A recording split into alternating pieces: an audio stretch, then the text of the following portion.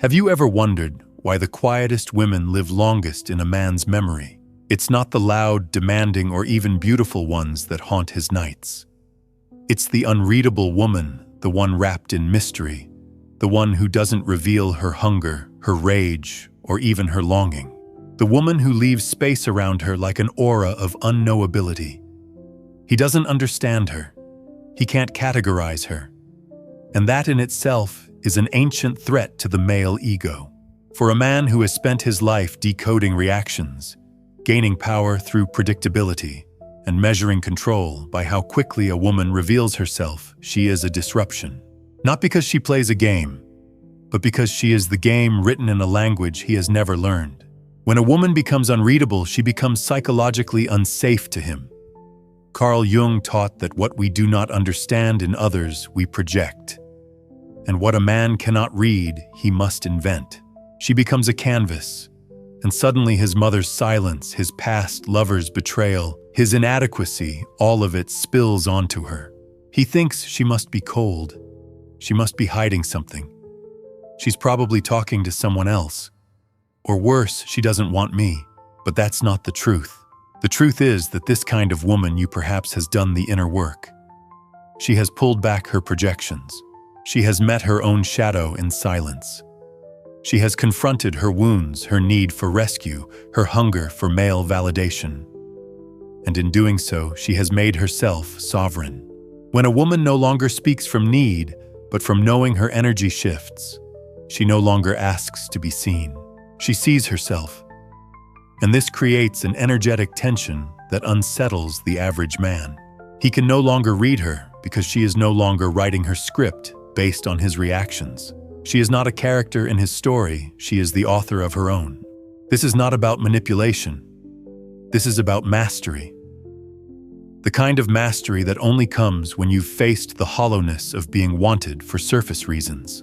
When you've sat in the ache of loneliness and chosen self-respect over validation.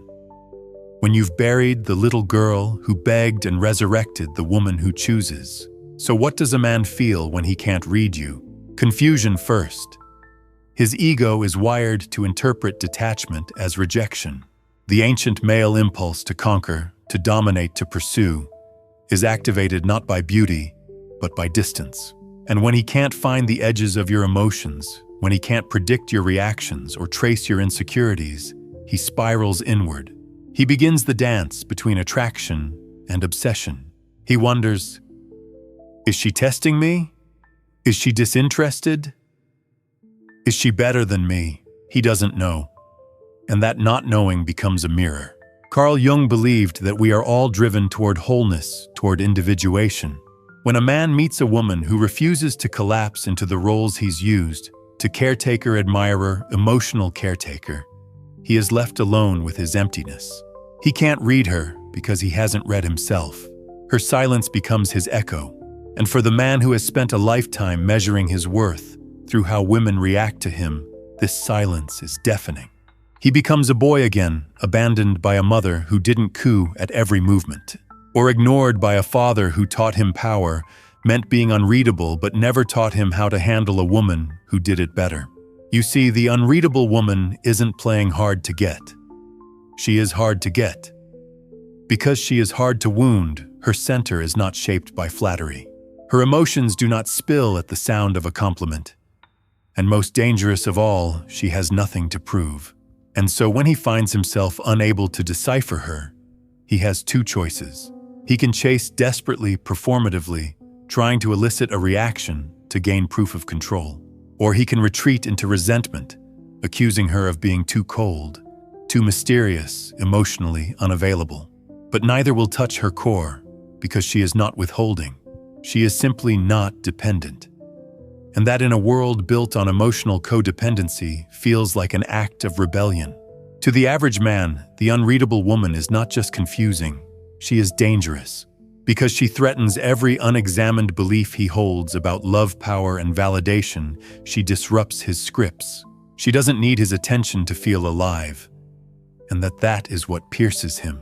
Not her silence, not her beauty, not her sexuality, but her centeredness. Because once a woman no longer seeks to be decoded, She becomes something more than desirable. She becomes divine. So he stares at her messages, rereading the pauses between her words, not the words themselves. He fixates on her tone, how it lacks desperation, how it holds no hint of the usual feminine urgency he's learned to rely on. She doesn't rush to fill silences. She doesn't chase clarity. Her energy feels distant but not absent, present yet unreachable. This is the silent threat of the individuated feminine she unsettles without raising her voice. To the emotionally unawakened man, this feels like punishment. But to the man who has even begun to glimpse his own shadow, it feels like an invitation. An invitation not to decode her, but to finally confront the chaos inside himself. Because when he cannot read her, he must finally begin reading himself. Jung once said, "Until you make the unconscious conscious, it will direct your life, and you will call it fate." This is what she does, without words, without intention. She activates the parts of him that have remained buried. She stirs the questions he's avoided by pursuing only the easily understood, the emotionally available, the women who hand over their hearts like open books. But she is a sealed scroll. And to access her, he must decode the language of his soul. This is why obsession often begins not in lust, but in confusion.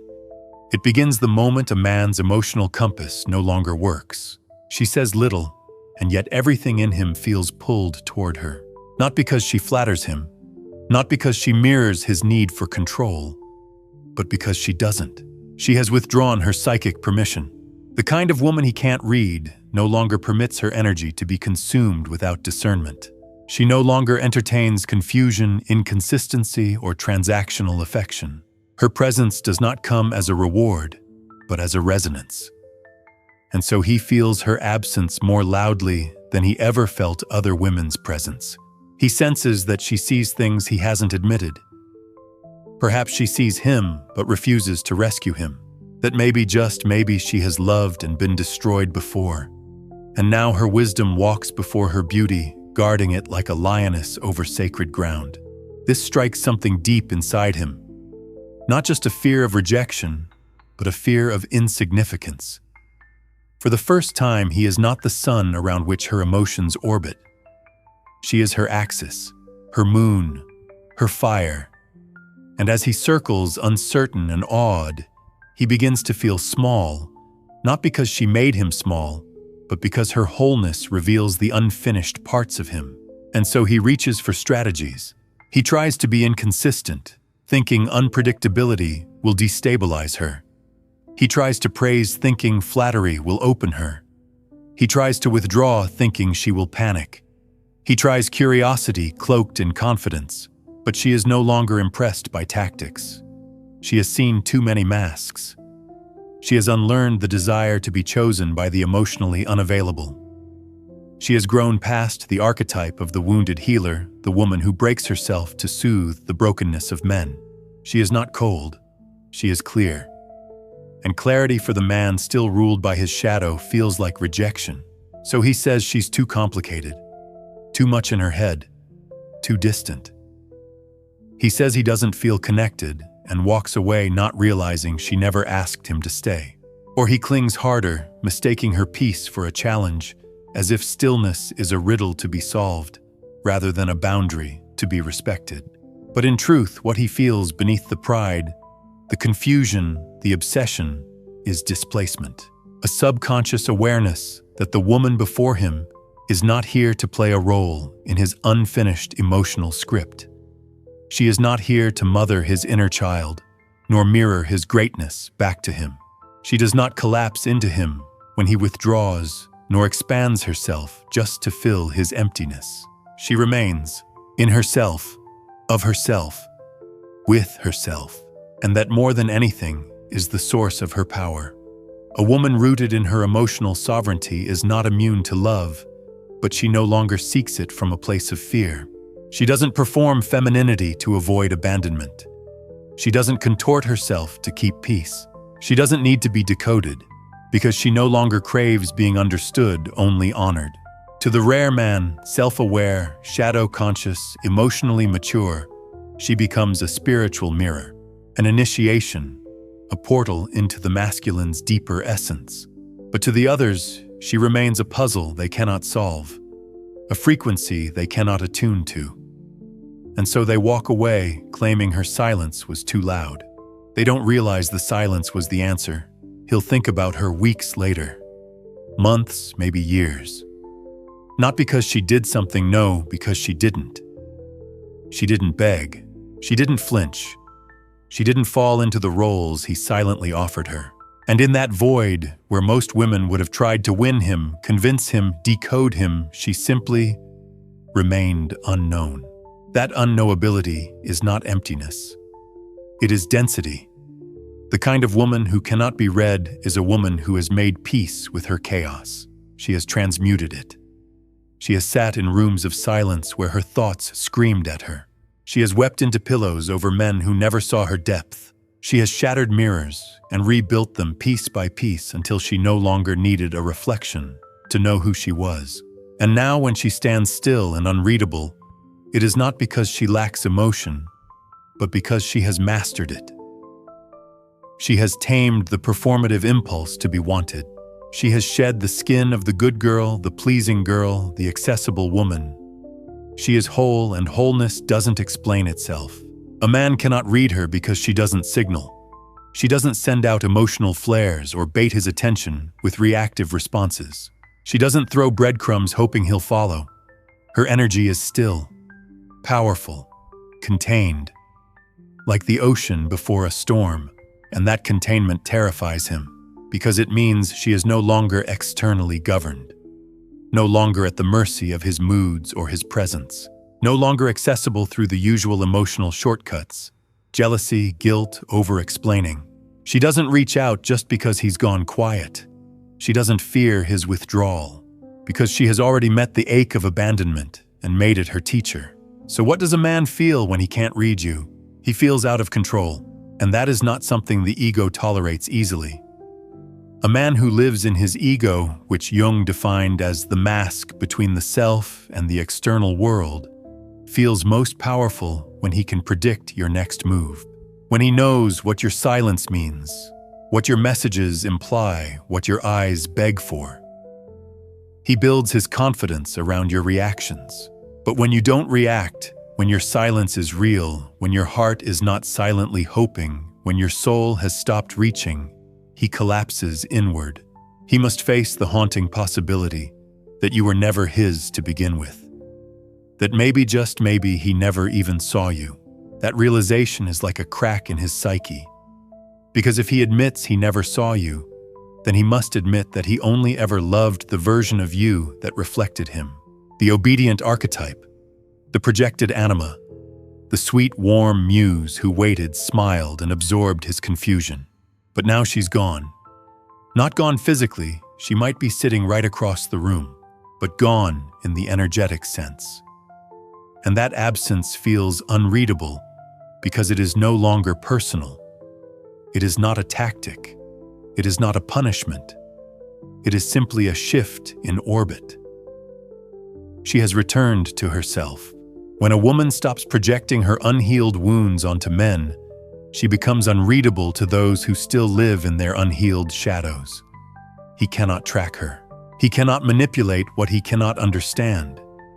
And so he tells himself she's broken, that she's traumatized, that she must be heartless or bitter. But deep down he knows. He knows that what he's witnessing isn't damage, it's clarity. And clarity doesn't chase. In a world where love has been reduced to performance texting games, strategic vulnerability, hot and cold dynamics, a woman rooted in her essence becomes an archetype of truth. She sees through the games. She sees his need for control. She sees the boy inside the man, terrified of emotional intimacy, yet starving for it. And yet she does not collapse to accommodate that fear. She lets him sit in his uncertainty. She lets him wonder. She lets him feel the distance, not to be cruel, but because she honors his process. She no longer rescues men from their shadow work. She no longer waters down her power to seem approachable. She is done being a translator. This ultimately is what he feels when he can't read her. He feels the absence of his emotional literacy. He feels the weight of his projections falling to the floor. He feels her sovereignty like a mirror, one that does not flatter, but reflects. And that mirror does not lie, because the unreadable woman doesn't need to be understood by the unready. She is not made of questions. She's made of knowing. And when a man cannot read her, it is not because she's hiding. It is because he's still blind. So he tries to break the silence. He sends casual messages cloaked in detachment. Ask questions that you don't ask. Hints at memories he once dismissed, all in an attempt to find a crack. Just one fracture in the maskless calm she now wears like armor forged from her grief and grace. But nothing works. She responds, perhaps. Warm, even kind. But not hungry. Not leaning in. Not needing to be seen. And that subtle absence of emotional grasping, the thing most men subconsciously expect from women, is what unnerves him. This woman no longer bends. And more than anything, that is what he feels: resistance. Not in the form of rejection, but in the stiller, deeper form of unavailability. Emotional sovereignty. She is no longer auditioning for a place in his world. She is creating her own. Carl Jung taught that every relationship is at first a projection. We do not fall in love with others, we fall in love with what we project onto them. The unreadable woman is dangerous because she offers very little to project onto. She does not exaggerate her softness to appear nurturing. She does not manufacture mystery to seduce. She simply is. Still, present, grounded, and in that groundedness there is no space for his fantasy. So he can't read her, because she no longer performs. She doesn't offer her wounds for sympathy. She doesn't cry to be comforted. She doesn't confess her fears early to avoid being emotionally caught. All of the usual doors to quick connection, all the pathways that men like him have used to gain intimacy, fast, they are gone. What remains is the vast, unyielding terrain of a woman who has faced her inner abyss and did not flinch. A woman who has become unshakable by moving through all the storms that used to tear her apart, who has stitched herself back together so many times she no longer fears breaking. This is what he's trying to read, and this is why he fails. Because to read someone is to anticipate, to analyze, to control. But she is no longer readable because she no longer seeks to be interpreted. She doesn't live in the performance of being understood anymore. She lives in the truth of being whole. He begins to feel small, not because she made him small, but because she will not shrink to make him comfortable. She will not soften her standards. She will not twist her boundaries into open doors. She will not explain her choices to soothe his uncertainty. She allows his confusion. That allowance is the deepest wound for a man unacquainted with emotional self-responsibility. Because what does he do when she doesn't correct his assumptions?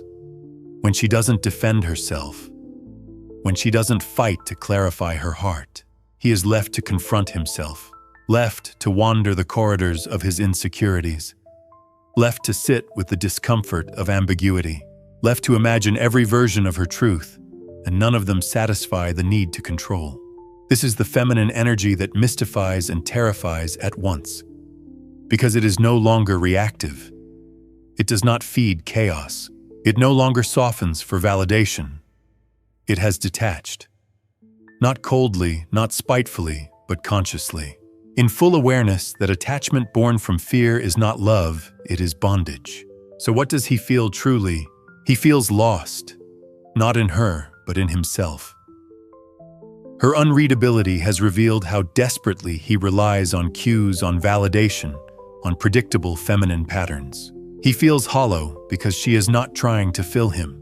He feels confused because she offers no interpretation of his behavior. He feels disconnected because she has stopped offering emotional electricity to power his ego.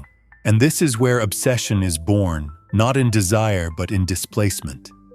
He cannot read her, and so he spirals, not because she was cruel, but because she refused to entertain his half-formed presence. Because she stopped being emotionally accessible before he proved he was emotionally available. He wanted access. She demanded depth. He wanted a reaction. She offered stillness. He wanted a mystery he could solve. She became a mystery he had to respect, and so the game ended. Not with a bang, but a silence so vast it echoed in him long after she left the room, because he finally met a woman who would not open herself to a man who could not meet her there. A woman who doesn't need to be read. A woman who has outgrown the story of needing to be rescued. A woman whose silence is not an invitation, it is a mirror. And when he finally stares into that mirror, he sees not her mystery, but his emotional illiteracy. He will call her unreadable, but the truth is she was always clear he just wasn't ready to see.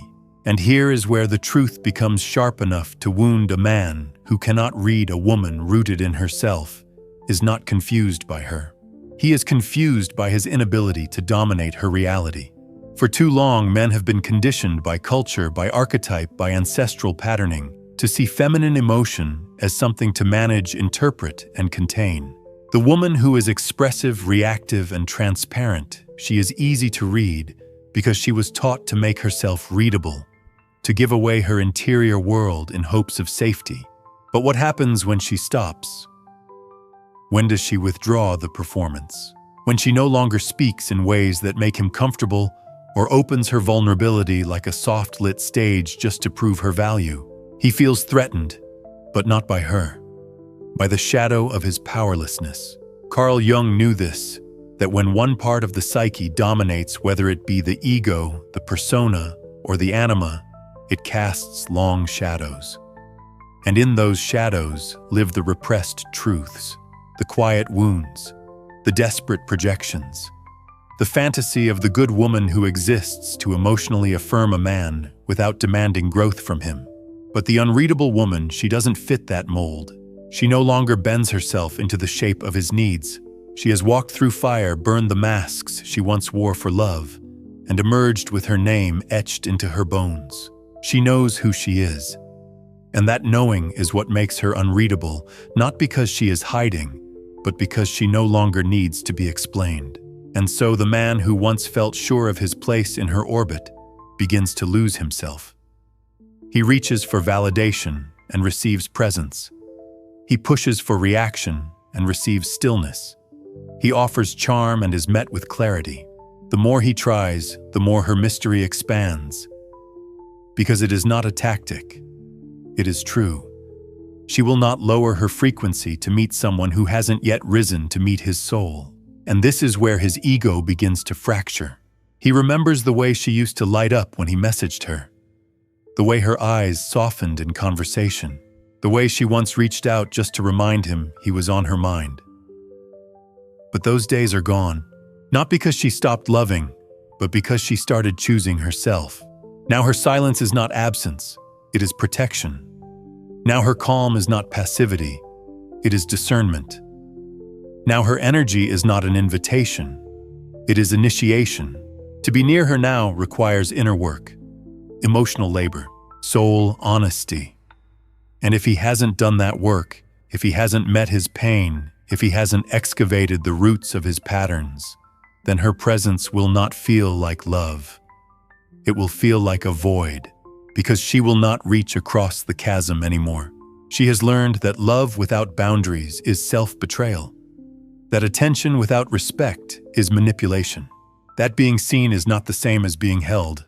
So what does a man feel when he can't read her? He feels the weight of his unreadiness. He feels the sting of entitlement meeting sovereignty, the discomfort of being asked without a word to rise, to earn intimacy not through charm or chase, but through integrity, through presence, through depth, through wholeness. This is the revolution of the unreadable woman. She doesn't ask you to become more.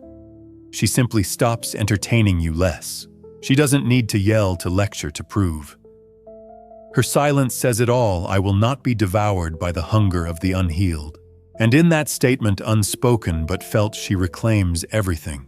Her story, her softness, her sacred knowing. The truth is, she is no longer trying to be loved in ways that cost her soul.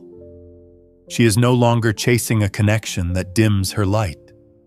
She is no longer readable because she is no longer afraid to be alone. And perhaps that is the greatest power of all, to become a woman who no longer performs for love. A woman who sits quiet and whole, unmoved by confusion, untouched by expectation. Because the one who cannot read her is not meant to, and the one who can will never need to. So she walks away, not in anger, not in bitterness, but in a stillness that echoes louder than any goodbye. And he feels it, not just her absence, but the way her energy no longer reaches for him. He checks her online status, replays their last conversation, and scans her words for some sign of opening. But all he finds is space. That vast, sacred space she now protects with the full force of her healed self-worth. This is not rejection, this is rebirth. The unreadable woman has not closed her heart, she has centered it.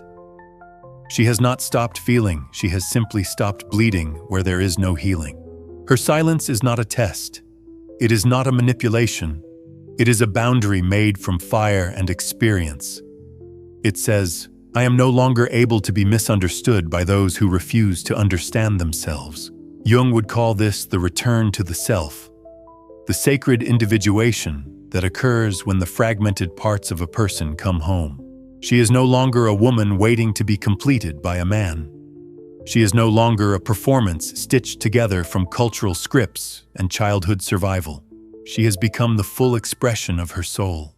And to the man who hasn't done that same work, she will remain unreadable because he is not yet ready to read the truth without projecting fear. So he invents stories. He tells himself she's emotionally unavailable, or that she's built walls too high. He says she's guarded too complicated, maybe even broken. But these are illusions, defenses of an ego that cannot handle what it doesn't control. He doesn't realize she's not guarded, she's whole. And wholeness does not need to beg, to explain, or to chase. It simply exists in its fullness and invites others to meet it there if they can. So what does he feel when he can't read her? He feels a loss that cannot be named. He feels a regret that comes not from what was said, but from what was never seen. He feels haunted, not by her presence, but by the echo of what he never truly received access to her soul. Because the truth is this, you cannot read a woman who no longer broadcasts her wounds. You cannot read a woman who has withdrawn her projections. You cannot read a woman who is no longer performing her softness for your validation. You can only meet her soul to soul, or not at all. And for the man still ruled by ego, by conquest, by the illusion of control, that kind of meeting is impossible. He cannot interpret what he has never learned the language to understand. So she remains a mystery, not because she is hiding, but because he is still blind. Not because she is closed, but because he is not yet open. Not because she is too much, but because he is not yet enough for himself to hold a woman who no longer explains her magic. And so he is left with silence. Not her silence, his own. The silence of realization. The silence of inner confrontation. The silence of facing the reflection she offered all along and refused to edit. This is what happens when a woman reclaims her inner world. She no longer speaks in survival. She speaks in a sacred presence. And when a man is not ready to meet her there, he does not lose her. He loses access to her world, and her world is no longer for the unready. She is not waiting, she is not wishing, she is not performing. She is choosing herself, choosing peace, choosing the sacred over the familiar. Because once a woman tastes the power of her clarity, she never trades it again for the confusion of half-love. And once she knows her worth, she doesn't become harder to love, she becomes harder to manipulate. The man who cannot read her loses her, not because she disappeared, but because she finally appeared to herself. And the woman who knows her worth doesn't chase, she chooses.